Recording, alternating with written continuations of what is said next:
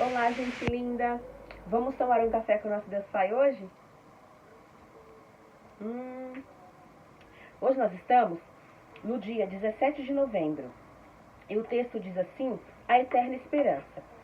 Abra sua Bíblia comigo no livro de Lucas, capítulo 23, que aqui ele está citando apenas 2 versículos, mas eu vou falar um pouco mais, tá? Vou falar o texto inteiro, tá?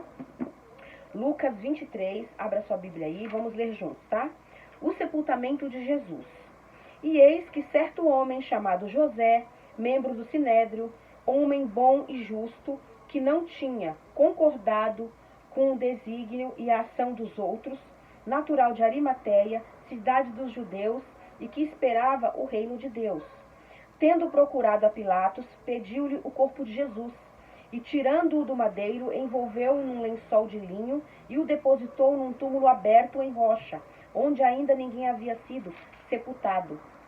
Era o dia da preparação e começava o sábado. As mulheres que tinham vindo da Galiléia de Jesus, da Galiléia com Jesus, seguindo, viram o túmulo e como o corpo fora ali depositado. Então se retiraram para preparar os aromas e bálsamos. E no sábado descansaram, segundo o mandamento. Então aqui está falando sobre o sepultamento de Jesus. As mulheres, né, que foram preparar, né, elas foram preparar os perfumes, as especiarias e os bálsamos, né, para poder sepultar a Jesus, amém? E aqui o autor vai dizer aqui no livro, né, após a crucificação, o corpo de Jesus foi sepultado, e as mulheres que o acompanharam até a sua morte, junto com José de Arimateia, foram as responsáveis por todo o sepultamento. Sem dúvida, foram momentos de desolação e muita dor. Elas prepararam perfumes e especiarias para o corpo de Jesus, pois na época era dessa forma que eram feitos os sepultamentos. Seguindo os costumes da época, o sepultamento não poderia ocorrer no sábado. E as mulheres tiveram que esperar até o dia seguinte. Imagino que a tristeza e a decepção haviam tomado conta delas e dos discípulos, por tudo o que estava acontecendo. Enquanto isso, os religiosos comemoravam o que, em perspectiva, era um fim de um grande problema. Talvez hoje seu sentimento seja de que o mal triunfou, ou que a morte venceu a vida, seja por uma perda, seja por uma injustiça, seja por qualquer situação que lhe cause desesperança. Mas preciso lhe dizer que não é o fim. Não permita que as circunstâncias roubem sua esperança.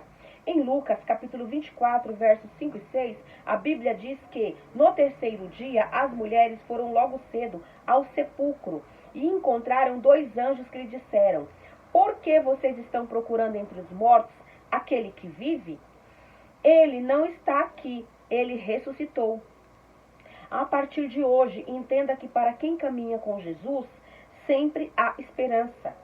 Não sei o que tem te deixado desesperançoso, mas saiba que em Jesus nunca será o fim. Quando caminhamos ao lado dele, o impossível passa a ser apenas um detalhe. Portanto, independentemente da circunstância, renove suas esperanças, porque nele tudo pode voltar à vida. E a frase do autor diz assim: Jesus é a esperança. Nele, o impossível é apenas um detalhe. O devocional 322, a leitura bíblica é Gênesis 20 e a palavra-chave é esperança.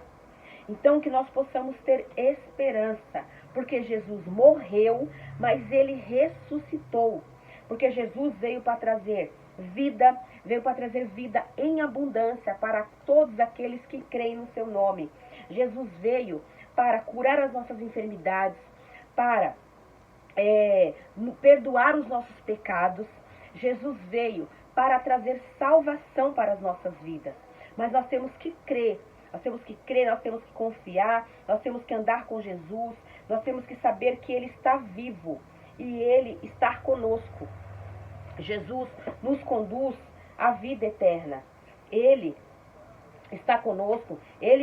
Quando ele falou que ele ia voltar para Deus, ele falou para os discípulos, que ele sentou com os discípulos e falou que ele ia voltar para Deus, ele disse que eles não iam ficar sozinhos. Ele falou que ia enviar um consolador. Jesus disse na palavra aqui que ele ia enviar um consolador para ficar com os discípulos, para ficar com todos aqueles que creem em seu nome, todos aqueles que o servem, todos aqueles que são filhos de Deus, né? E que servem a Deus. Então, Jesus não nos deixou órfãos. Quando ele morreu, ele ressuscitou, voltou para Deus, mas deixou aqui o Espírito Santo, o Consolador, para estar conosco todos os dias, até a volta dele. Então, o que nós temos que saber? Que nós temos um Deus Pai, que cuida de nós, que é o nosso Criador, que é o nosso provedor, que cuida de nós em cada detalhe da nossa vida, que nos chama de filhos. Nós temos que saber que nós temos Jesus, que é Deus, que foi feito filho, que veio para cá, para fazer toda a obra de Deus aqui na terra, e para nos dar a certeza da vida eterna. E ele morreu, ressuscitou e voltou para Deus. E nós temos que saber que quando Jesus foi embora, ele deixou conosco o Espírito Santo para nos guiar a toda a verdade, que a verdade é o próprio Jesus, que nos faz chegar até Deus. Então, nós temos um Deus triuno, um Deus que é Pai na criação, que é Jesus na redenção e que é o Espírito Santo que está conosco hoje, para poder nos orientar, para poder nos fazer andar nos caminhos do Senhor, para nos fazer crer na palavra de Deus, que a palavra de Deus é verdade. Quando nós lemos a palavra de Deus, para nós termos certeza de que esta é a palavra de Deus, de que Deus está falando conosco, nós temos a confirmação através do Espírito Santo. Por isso que é tão importante nós servirmos a Deus, para nós termos o Espírito Santo conosco. O Espírito Santo está aqui, dentro deste corpo. Por isso que o nosso corpo não pode, a gente não pode usar o nosso corpo do jeito que a gente quer, de qualquer jeito. Nós não podemos adoecer o nosso corpo, nós não podemos ter pecados no nosso corpo. A gente tem que estar justificado, limpo, curado, perdoado. A gente tem que estar ali fazendo a vontade de Deus, para a gente não ficar fazendo coisas erradas, certo? Para que a gente possa ter o nosso corpo limpo, curado, sarado, para que o Espírito Santo habite em nós, para nos fazer ter certeza de tudo que Deus fala aqui nessa palavra, para a gente ter uma vida abençoada, uma vida alicerçada nos caminhos do Senhor, fazendo a vontade e o querer do nosso Deus. Jesus, ele veio, Jesus foi o melhor presente que a gente podia receber de Deus, amém? Então, que você possa depender de Deus, que você possa aprender com Jesus, que você possa ouvir a voz do Espírito Santo, que você possa receber o melhor que Deus tem para a sua vida. Que Deus possa abençoar a sua vida, a sua família, seus sonhos e projetos, e fazer você andar nos caminhos do Senhor. Que Deus possa abençoar a minha vida, a minha família, meus sonhos e projetos, e que nós juntos possamos servir o nosso Deus, porque nós estamos aqui para o louvor da glória de Deus. Tenha esperança em Jesus.